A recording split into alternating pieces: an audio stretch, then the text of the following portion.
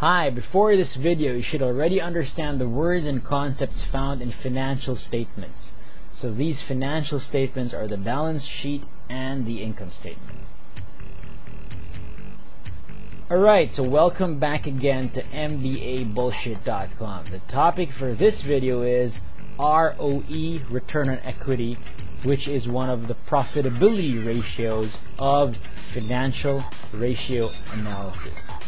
So remember, you can always go back to MBABullshit.com.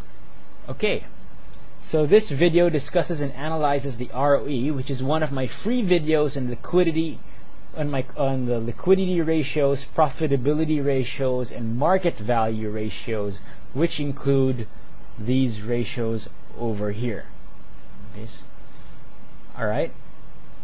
And after these, you can check out my next videos on MBABullshit.com, such as my video on financial leverage ratios, which includes these ratios over here, and my other video on MBABullshit.com about turnover ratios, which includes all of these ratios over here, down here. Okay, so let's get down to it. Let's start with a story. Let's say that ABC Company has $1,000 in net income per year and $3,000 in equity. What is the return on equity, or ROE? Very simple. The ROE is $1,000 divided by 3,000. Where do we get this $1,000? $1,000 in net income per year, based on the most recent year's earnings, or last year's earnings. Where do we get the 3,000? It's the $3,000 in equity. So we divide the numerator by the denominator, and we get an ROE of 0.33 or 33%. So what does this mean? Well, this simply means that for every $100 the company owners have in equity, okay, it makes $33 in profit. Okay, the company makes $33 in profit for every $100 that the company owners have in equity. Therefore, a higher ROE is considered better. Okay, a higher ROE indicates that the company is more efficient in giving more profit to the company's owners compared to these owners' investment, personal investment in the company. Now, a lower ROE indicates that the company is less efficient in giving more profit to the company's owners compared to their investment into the company, of their personal money into the company. Okay, now there are still some important flaws in using this ratio. Some things which make it not perfect, or some will even say make it wrong to use it. First of all, a high ROE does not necessarily mean a high cash flow. Why? Because the ROE formula uses profit instead of cash flow. Remember, financial managers prefer cash flow instead of profit. Okay? Your company might have a high ROE because of high accrued sales, meaning sales, you make a sale but then your customer hasn't paid you yet. That's an accrued sale, and that will increase your profit without increasing your cash flow.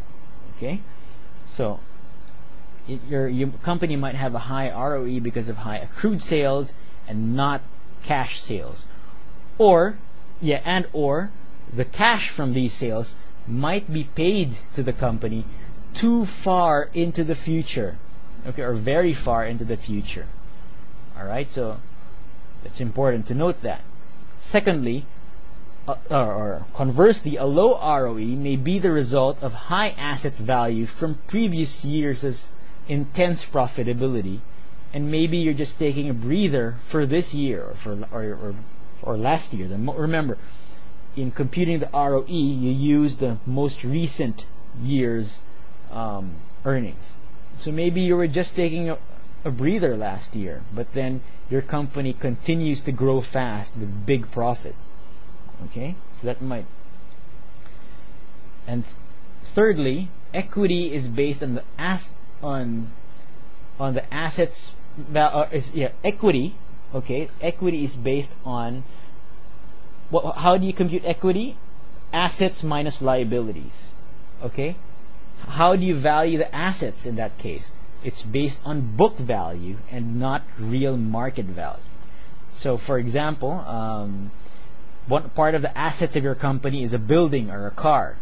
Maybe if you try to sell that building or a car, you might be able to sell it for $1 million.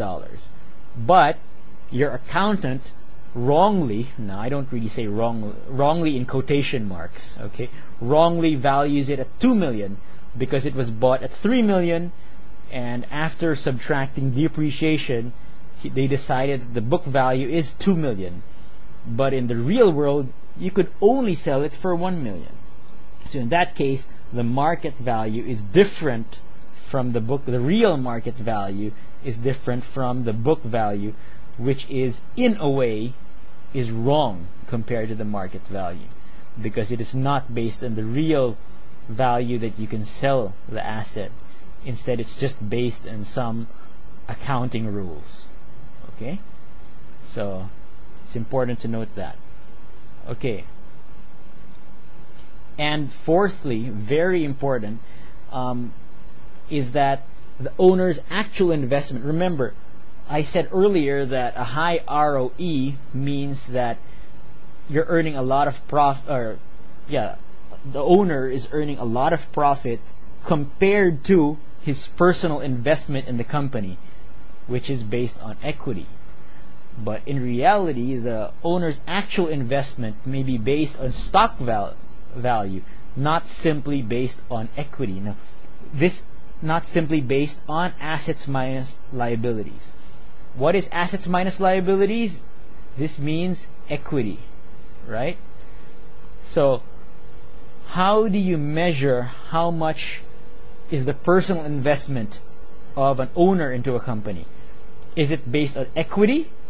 Well, accountants or the balance sheet will measure an owner's personal investment into the company by looking at the value of the equity. But in reality, the owners of the company or the owners of the shares of the company did not invest this amount into the company. How much did they invest into the company? Well, it depends at what price they bought the stock in the stock market, and that is the stock value. So unfortunately, when we compute ROE, we use equity, the value of equity, instead of a more real investment value, which is stock value, which in some sense would be better. So that's a flaw, it's a flaw, or should I say, this shows where this ROE is weak.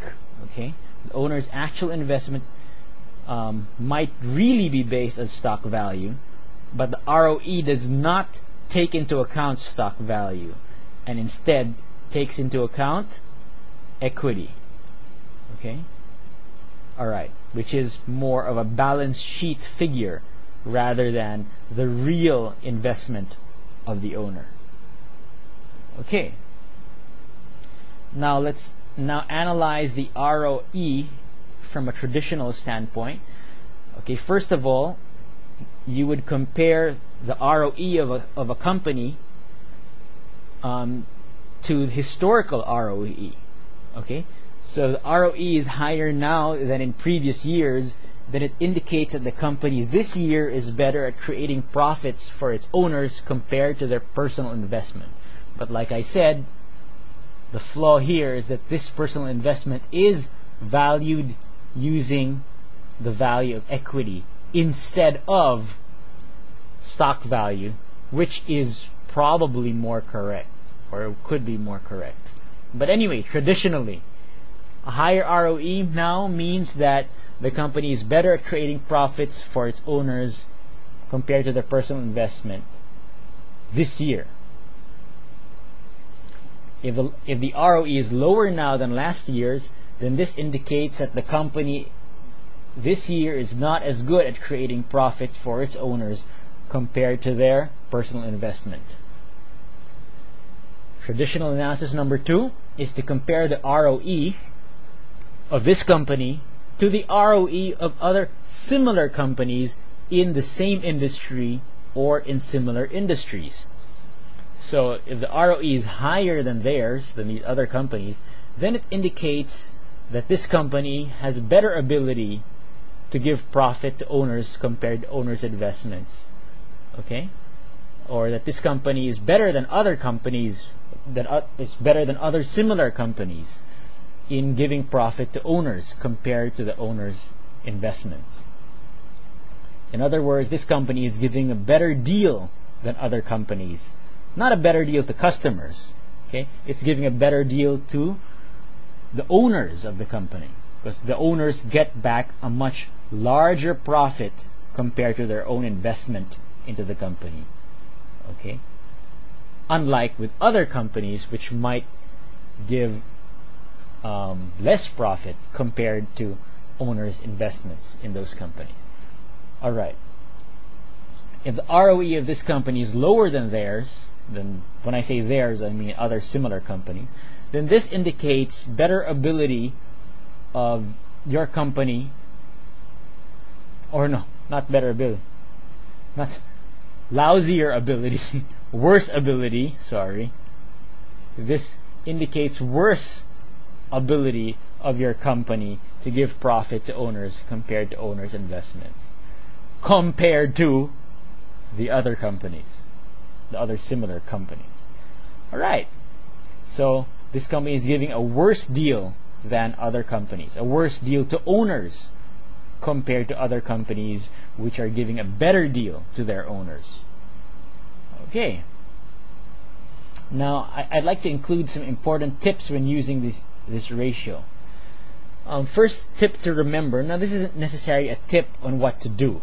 It's a tip on what to think about when you're using this ratio. Take note that to increase ROE, return on equity, a financial manager can simply manipulate, can manipulate the books to get a higher ROE. How? By simply reducing equity of the company. How can he reduce equity? By increasing the proportion of debt. Because remember, equity is equal to assets minus liabilities. If the financial manager increases the liabilities, you will have a smaller amount of equity. And if you have a smaller amount of equity, then the profits of the company will look big compared to the small equity.